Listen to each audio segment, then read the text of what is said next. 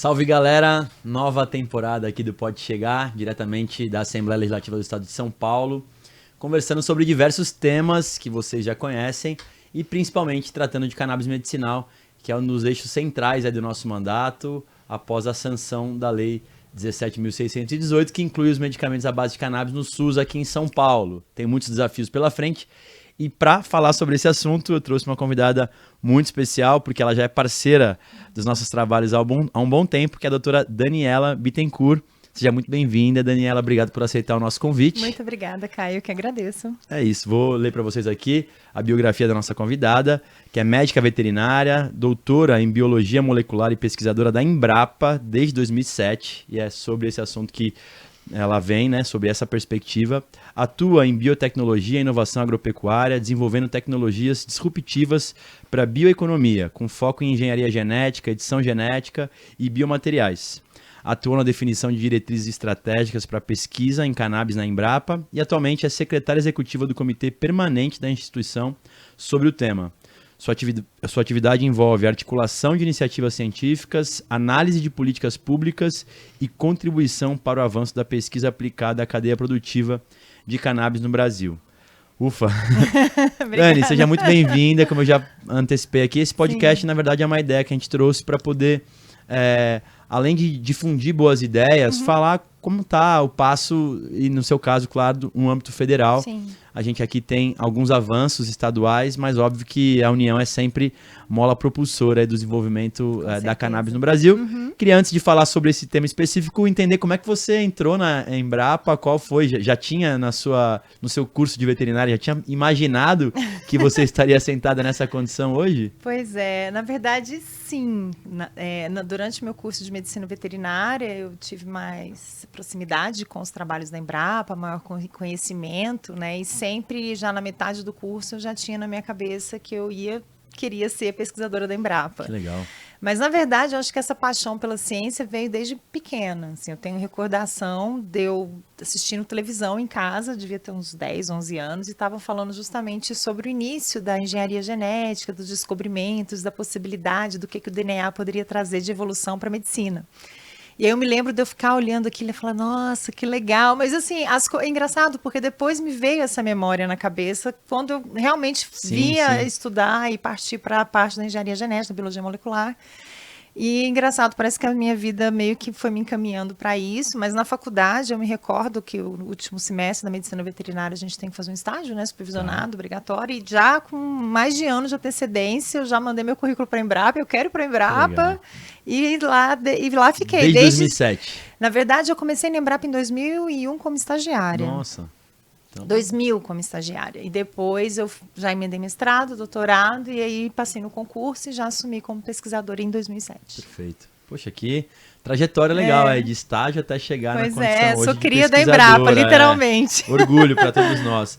E aí já entrando, Dani, a questão da cannabis, imagino eu que não foi também no início da sua trajetória na Embrapa, né? Isso foi ao longo da caminhada? Sim, na realidade a cannabis é até mais recente, né? A minha atuação sempre foi mais na área da biotecnologia, para desenvolvimento de ferramentas para a caracterização genética, muito também voltado para o melhoramento genético. Tive 4 anos também atuando na gestão da empresa, diretamente na programação de pesquisa.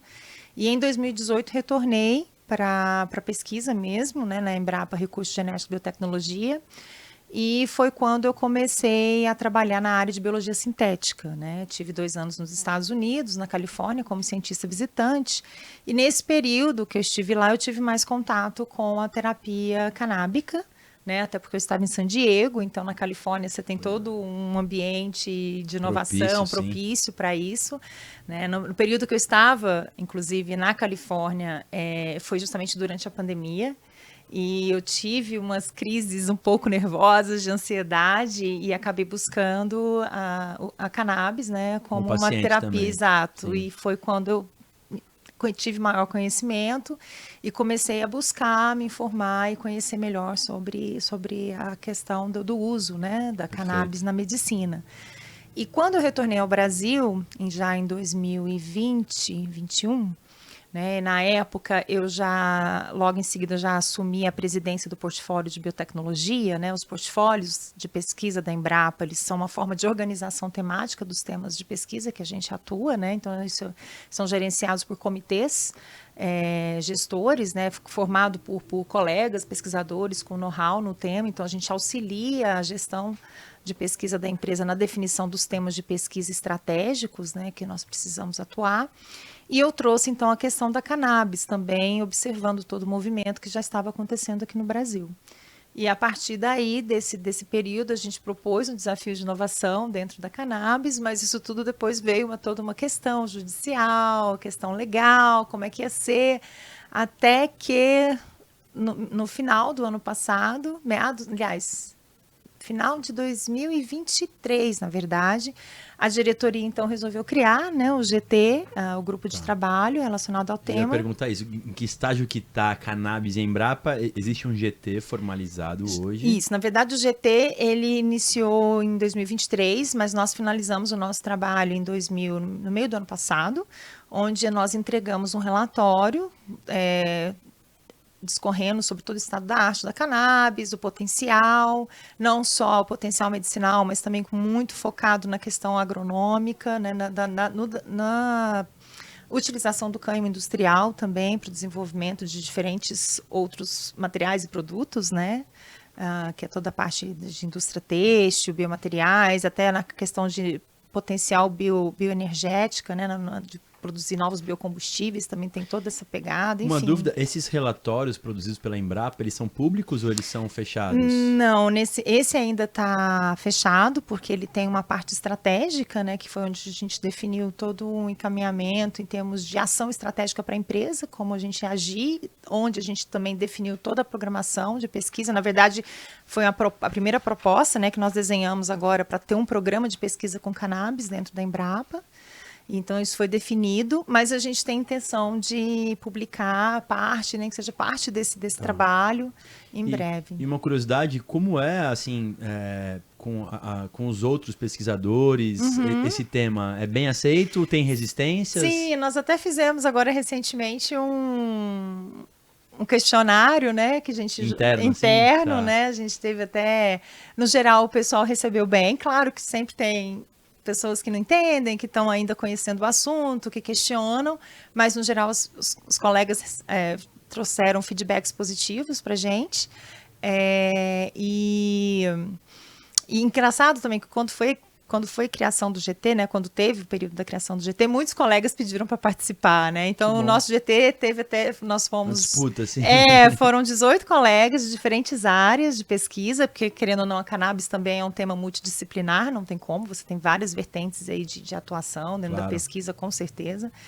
É super necessário e muito bem-vindo. A gente espera, inclusive, que a gente tenha cada vez mais colegas e mais unidades da Embrapa envolvidas com o tema, né?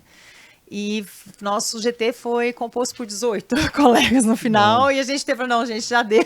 Já deu, senão fica muita gente também. Não, mas foi ótimo. E aí, finalizando o GT, só para te colocar como é que estamos hoje, foi criado, então, o Comitê Permanente de Assessoramento à Diretoria de Pesquisas sobre o tema cannabis. Então, a gente está no qual eu sou secretária executiva. Temos atuação aí de mais outros, acho que nós somos 6 ou 7 colegas também, alguns que, inclusive, estavam no GT e permaneceram conosco. E a gente agora é o ponto focal para receber as demandas do setor privado, de outros colegas, de identificar potenciais parcerias para o desenvolvimento das pesquisas com cannabis no país. Bom, acho que todo mundo tem noção, mas vale reforçar, porque a Embrapa é uma referência nacional no que diz respeito às pesquisas sobre o agro e tem muita credibilidade também nesse universo, né? São Paulo, por exemplo, é um estado que tem muito forte, principalmente no interior, enfim, várias culturas e é muito importante para a gente ter o carimbo de vocês em relação a esse tema. E você me contou aqui que vocês protocolaram 3 estudos sobre o tema na Anvisa. Isso. Dá para falar um pouquinho sobre o que são esses estudos? Sim. E aí depois eu quero falar com você, claro, a respeito da decisão da STJ, que eu quero entender se vocês estão participando ativamente dessa discussão sobre o cultivo aqui no Brasil. Sim. Bom, em relação às propostas, essas foram foram 3 propostas que a gente está chamando como nas nossas propostas estruturantes dentro do programa de pesquisa, né? O programa de pesquisa com cannabis que foi definido, a gente pretende trabalhar desde a semente até o produto final, né? A gente distribuiu as temáticas de pesquisa em 4 eixos principais, sendo um deles a parte de cultivares, que é justamente onde a gente pretende fazer toda a análise, caracterização de germoplasma que nós temos para caracterização genética de acessos de cannabis, aqui, principalmente começando pelas que nós já temos aqui no país, das associações, de outros colegas que já estudam a cannabis no Brasil. E também, claro, o desenvolvimento de novas cultivares, adaptadas às diferentes regiões do país, focadas para desenvolvimento de produtos específicos, seja voltados para o medicinal ou para o industrial. Uma segunda vertente, que é toda a parte de sistemas de produção, né, que é onde a gente quer ver a questão mesmo, como cultivar a melhor forma, consorciado ou não, em sistemas integrados, lavoura, pecuária e floresta, a própria questão mesmo de absorção de carbono. A gente sabe que tem um potencial enorme a partir de trabalhos que foram desenvolvidos no exterior, mas como vai ser o comportamento da planta aqui, né? A gente vendo realmente com dados científicos, técnicos, seguindo todo o protocolo científico dos experimentos, que a gente a gente não sabe, né? A gente não tem esse conhecimento, então a gente precisa gerar isso também, esses dados aqui, de acordo com a nossa realidade, com o nosso clima, com o nosso solo, até mesmo para nós podermos darmos respaldo para vocês, para definição de políticas públicas, né, para a melhor forma possível, para ajudar no desenvolvimento da cadeia produtiva. A terceira vertente já é voltado para o pós-colheita, que aí sim já é para definição, qual a melhor forma de processamento, melhor forma de armazenamento, questão também de toda a biomassa, né, que é gerada também após o desenvolvimento do produto específico. Aproveitamento de tudo isso. Também, claro, né, a gente sabe que a cannabis ela tem um potencial aí de lixo zero, vamos dizer assim, né? Exato. Você pode aproveitar toda a planta. Então, tem toda essa vertente, e claro, até mesmo no auxílio aí de desenvolvimento de novos produtos. E tem a quarta vertente, que é justamente a parte de economia, zoneamento e políticas públicas, né, que é onde a gente pretende aí desenvolver estudos de mercado, de tendências, a relação ao cânhamo, para a questão mesmo de zoneamento climático do solo, zoneamento, inclusive em relação à logística, né? Porque o que a gente pretende com esses estudos é que a gente também desenvolva isso próximo da cadeia produtiva, que a gente consiga desenvolver polos regionais de desenvolvimento de produção de cannabis para diferentes vertentes, para diferentes fins. Então, vamos dizer, aqui em São Paulo, onde você tem uma região mais industrializada, talvez desenvolver polos de produção de medicamento. Se a gente for para a região Nordeste, talvez polos de produção mais da fibra, que, né, uma região mais seca, até mesmo pensando aí na recuperação de áreas degradadas, utilizando o cânhamo, que tem um potencial enorme aí de auxiliar na fitorremediação, na saúde do solo. Então, a gente também tem toda essa parte de inteligência estratégica, excelente, vamos dizer. Então, todas essas... E, na verdade, essas 4 vertentes, elas todas se conversam, né? Porque você tem que pensar na finalidade da planta, daquela sementinha ali, daquela primeira plantinha, né? O que ela vai gerar, o que eu quero dela, qual é a forma.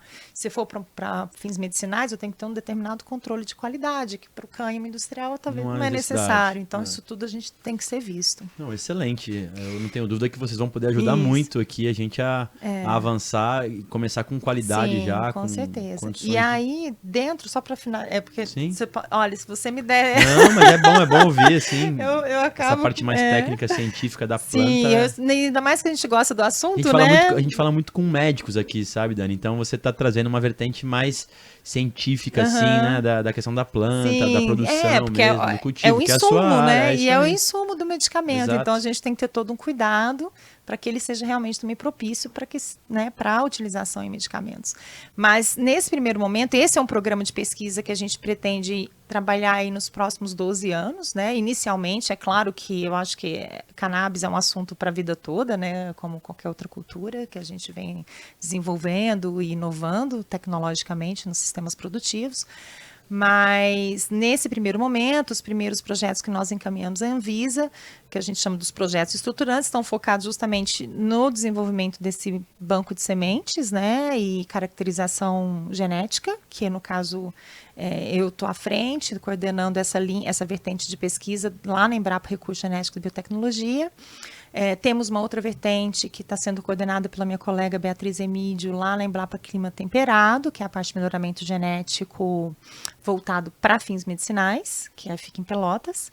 E tem também a vertente do melhoramento genético industrial, que está sendo coordenado pelo nosso colega João Paulo, que está na Embrapa Algodão. Né? Então, seriam os 3 iniciais, né? E temos também a colaboração de outras unidades da Embrapa, a Embrapa Agroindústria de Alimentos em Fortaleza, que vai ser na parte aí de análise de qualidade de óleo, enfim, a gente pretende fazer aí um trabalho no qual a gente tem a caracterização genética e fenotípica dos diferentes variedades de cannabis que nós, porventura, venham, né, a enriquecer o nosso banco de sementes. Então, sobre isso, a decisão do STJ do ano passado é uma decisão que trata bastante do cânhamo, né, que é uma subespécie aí da cannabis que tem como principal característica o baixíssimo teor de THC. Eu queria, assim, uma avaliação sua se é possível garantir isso aqui no Brasil, se as condições climáticas também favorecem ou desfavorecem esse tema e entender direito como a Embrapa participa, se é que participa dessas decisões do governo federal. Afinal de contas, para quem não está muito a par do assunto, o STJ deu 6 meses para que o governo federal como um todo, e normalmente quem faz isso é a Anvisa, né, possa apresentar uma regulamentação. E a gente tem cobrado muito, assim, transparência em como é que está esse processo, como ele está se dando. A gente sabe que tem pessoas capacitadas em diversos ministérios para tratar do assunto, mas a gente não sabe direito em que pé que isso está. Se é que você consegue responder esses 2 temas aí. Tá. Sobre essa decisão do STJ, eu acho que como nós já até conversamos anteriormente, eu acho que é uma oportunidade que a gente tem, pode ser um marco histórico para a regulamentação aí da cannabis no Brasil, abrindo as portas realmente para o desenvolvimento desses sistemas produtivos, né? Mas, ao mesmo tempo, a decisão é muito focada no uso do cânhamo industrial voltado para a medicina pela indústria, né? Então, Perfeito. Isso limita um pouco o que a gente falou, que são todas as outras potencialidades que o cânhamo tem no desenvolvimento de vários produtos, né? Seja para a questão têxtil, seja para a questão energética, seja para cosméticos, alimentos, então, construção civil. Então, você tem N possibilidades aí de desenvolver novos produtos, vamos que eu posso dizer, uma forma de desenvolver a agroindústria nacional, agregando valores a esse produto, gerando emprego, renda, né? Pode ser um excelente aliado aí do agricultor familiar, mas no caso dessa decisão, é limitada a esse pequeno nicho, vamos dizer assim, vertente. Então, eu acho isso é uma questão que a gente tem discutido muito internamente dentro da Embrapa e tentado trazer luz aos demais órgãos governamentais que estão envolvidos nessa regulamentação, de mostrar a importância, né, o impacto, o potencial que tem o cânhamo, seja social, econômico, de desenvolvimento regional, né, se a gente conseguir realmente ter uma regulamentação aí que seja mais ampla e que realmente possa beneficiar toda a sociedade. Sobre as características do cânhamo aqui no Brasil, você diria que elas são favoráveis? Ao 03. Sim, claro, com certeza. O cânhamo, eu acredito que a gente tem um grande potencial em diferentes regiões do país. Eu acho que, inclusive, um dos principais utilização que eu penso, assim, para a gente até poder iniciar, às vezes, um programa que seria muito interessante, que seria utilizar isso na recuperação de áreas degradadas, que a gente tem aí, se não me engano, são 28 milhões de hectares, de acordo com dados da Embrapa, né? De áreas que estão ou parcial ou totalmente degradadas, que podem se beneficiar hoje com a cultura do cânhamo. Mas tem a questão do 0,3%. Realmente isso pode ser uma preocupação, porque a gente sabe que o percentual, né, dos fitocannabinoides na planta, isso pode variar de acordo com a quantidade de luminosidade, solo, umidade. Então, tem toda uma interferência ambiental, né, que isso já foi visto por outros países, né, como o Paraguai, por exemplo, que hoje já tem uma regulamentação que permite aí o cânhamo até 1% de THC, e que também é seguro, que também não tem ação psicotrópica. Então, eu acho que isso é principalmente nesse início, sabe, Caio? Porque ainda vamos trabalhar no desenvolvimento das nossas variedades, da nossa genética, né, nas diferentes regiões do país. Então, vai ser muito difícil nesse primeiro momento a gente garantir a estabilidade genética desse material, né? Ainda mais de 0,3%. Tá. Impossível não é. Acho que às vezes a gente pode até se surpreender, né? Mas eu acho que dificulta um pouco mais, ainda mais se você a decisão dela limita, né, no 0,3. Por enquanto ela cita o 0,3. Mas isso tem sido variado, isso depende de país para país. Tá. Eu ia te perguntar, mas eu sei também que se os ministérios se conversam a respeito desse tema, porque como você já trouxe, ele é multilateral, né? Sim. Existem muitas vertentes, a questão da saúde, aí tem o Ministério da Saúde, a agricultura com vocês, eventualmente também a questão envolvendo economia, empreendedorismo e outros ciência mais. E tecnologia. Pois é, assim, existe algum grupo mais amplo ou não? Aí é individualizado? Não, é mais individualizado. O que eu percebo, assim, desde quando eu comecei, embora eu acho que está mudando, eu tenho percebido que existe uma vontade maior nesse momento dos diferentes órgãos conversar e tentar chegar num acordo comum, até porque não tem como. Como é que a Anvisa vai tratar de plantio se a gente não tem como nem registrar uma cultivar de cannabis pelo mapa? Como é que nós vamos trabalhar com o plantio do cânhamo de maneira geral se a gente não tem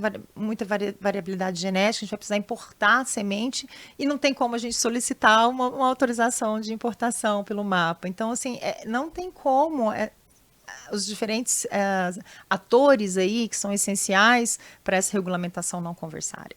Tá. Então, o que a Embrapa tem feito é conversar com todas essas frentes, né? Nós tivemos com a Anvisa no passado, lógico que com o mapa a gente está sempre em contato, discutindo, conversando, Ministério do Desenvolvimento Agrário também. Então, a gente tem tentado mostrar a importância, né, de todos esses atores aí. E pela sua experiência, o prazo que, salvo engano, é até dia 19 de maio, sim. É possível ter algo? Ter algo, sim. Perfeito. Bem difícil. Bem difícil. Acho que mas vai depender. É uma evolução também, né, Dani? Eu aprendi assim, que às vezes, claro, o ideal, se você também ficar esperando para fazer sim. o perfeito, você acaba que não começa de alguma forma. E o início, ela pode ser um empurrão para o todo, né? Eu acho que é uma questão também de educação, né? Eu acho que a comunicação é muito importante, esse tipo de trabalho aqui do podcast. Parabéns, inclusive, porque eu acho que a gente precisa estar comunicando, explicando o que é o cânhamo, explicando o que é a cannabis, o potencial que isso tem, seja para a economia do país, seja para o desenvolvimento sustentável, inclusive, e seja para a saúde. Então, a gente está quebrando paradigmas, né? Eu acho que esse é um trabalho de formiguinha, realmente. E como eu te falei, eu tenho 3, 4 anos que estou mais à frente desse assunto dentro da Embrapa e eu já vi uma evolução enorme nesse período. Ótimo. Então... a gente já está chegando ao final, você trouxe o Paraguai como referência? Você traria alguma experiência internacional para basear uma eventual regulamentação? O Paraguai, ele fez um trabalho muito interessante com, que eu acho que é o programa Guarani, se não me engano, o nome desse programa, que eles fizeram um trabalho junto com os indígenas, né, que no país plantavam a cannabis de forma ilícita, né? Eles conseguiram fazer um programa aí de integração desses produtores para regularizar, né? No qual o governo auxilia, né? na compra, na distribuição dessa produção. Então, acho que isso é um tipo de política pública muito interessante, que auxilia, inclusive, no desenvolvimento da cadeia produtiva, porque também não adianta a gente só plantar. Né? A gente tem que ter todo um arcabouço legal, e você tem que ter aí, como eu falei, né, o mapa aí regularizando, havendo a possibilidade de importação, de semente, tem toda a questão de sanidade também que a gente tem que tomar cuidado, porque não é qualquer coisa que pode vir, isso é questão de sanidade vegetal, a gente pode estar trazendo, importando semente de forma ilegal, vamos dizer assim, você pode estar trazendo aí doenças, Sim, uma pragas, praga né? nova que ainda Exato, não que tem pode ainda causar um defesa. desequilíbrio muito maior no nosso ecossistema, inclusive em outras culturas. Então, isso tudo é uma questão também de segurança nacional. E enfim, então a gente precisa desse arcabouço. Isso nos auxiliará não só no desenvolvimento das cadeias produtivas, como também da pesquisa, da ciência, que vai ajudar também nesse desenvolvimento das cadeias produtivas, né? Não, fiquei feliz que você trouxe o Paraguai, porque normalmente eu converso com algumas pessoas, eles trazem países, vamos dizer, do ponto de vista de desenvolvimento mais avançados que o Sim. Brasil. Então você fica, Israel, Uruguai, tá, mas o Paraguai é um vizinho nosso, que é um país com Sim. muitas dificuldades socioeconômicas e que, pelo que você está trazendo, trouxe uma Sim. regulamentação razoável e importante de certeza. ser analisada. É um exemplo muito bom. E, inclusive, eu acho que é uma oportunidade também de nós, né, nós aqui da América Latina, nos unirmos também em prol do desenvolvimento dessa cultura, né? Eu acho que nós estamos próximos, nós temos climas, assim, até, né, de certa forma, áreas similares e que também vai ser muito interessante a gente poder ter um certo intercâmbio aí de Excelente. tecnologia e Sabe que genética. eu conversei com o responsável pela Kaya Mind, que faz análise de mercado sobre o uso de cannabis medicinal, nesse caso. E até o ano passado eram 500 mil pessoas que já estavam fazendo o uso da cannabis de forma medicinal, seja pela via associativa, pela 660 da Anvisa importando, né, ou Sim. pela 327, aí os medicamentos que estão mais nas prateleiras das farmácias. E a cada ano dobrava o número de pessoas que se tornavam pacientes, por diversos motivos. Eu queria que você, para fechar aqui o nosso bate-papo, pudesse fazer uma perspectiva, em 2030. Como é que você imagina que nós estaremos Olha, com relação a isso? eu espero que os medicamentos a partir da cannabis estejam acessíveis mesmo, né, acessíveis para todos, com um custo muito menor, porque nós vamos ter já desenvolvidas nossas genéticas, desenvolvidas nossa cadeia produtiva, desenvolvida a nossa indústria farmacêutica. Então, eu espero que realmente a gente já tenha bem, como até pensando no pouco do estudo do Instituto Ficus, né, dos cenários. Sim. Mas isso é claro que não depende só de uma frente, isso depende de uma força política, depende de todos esses atores que nós conversamos, que são importantes para o desenvolvimento dessa cadeia produtiva, realmente sentarem e chegarem num arcabouço legal aí que estimule. A gente precisa de crédito também, o produtor precisa de crédito, precisa de auxílio, é uma cadeia nova, né, para iniciar. Então, a gente tendo todo esse apoio, né, todo mundo trabalhando em prol de um bem comum, né, de pensar realmente do impacto social que essa cultura pode trazer para o nosso país, eu espero que sim, que a cannabis vai ser como uma outra cultura qualquer, uma soja, um milho, e que a gente possa estar trabalhando com ela nas diferentes frentes, desenvolvendo vários Gerando produtos. emprego e renda também no certeza. país. É isso. Com certeza. Dani, eu quero te agradecer demais aqui pelo bate-papo, dar os parabéns aí também a você pela trajetória, cumprimentar a Embrapa, né, em seu nome, que para nós brasileiros é um grande orgulho ter pesquisadoras tão capacitadas como você, e assim também dessa parte mais disruptiva de entender Sim. que um órgão que tem uma ligação muito forte com o agro também possa abrir os olhos para essa realidade que já tem na China, Sim. em outros países do na continente Europa, europeu, quantos, e aqui vizinhos nossos. Então, agradecer em nome da Assembleia a sua participação, seja sempre muito bem-vinda aqui. Muito obrigada, Caio, e te espero recebê-lo também lá na Embrapa, para você conhecer nossa infraestrutura, nossos laboratórios, vai ser assim um grande prazer. Vai ser obrigada. Um prazer. Espero que vocês tenham gostado aqui desse bate-papo muito interessante sobre toda a cadeia produtiva, as possibilidades que a cannabis tem aqui no Brasil. Claro, tratando principalmente aí da decisão do STJ, que exige que o governo federal traga uma regulamentação até o mês de maio, mais ou menos, na expectativa que a gente consiga trazer a melhor regulamentação possível, que isso possa ser o avanço para os próximos anos. Até o próximo bate-papo e um abraço a vocês. Valeu!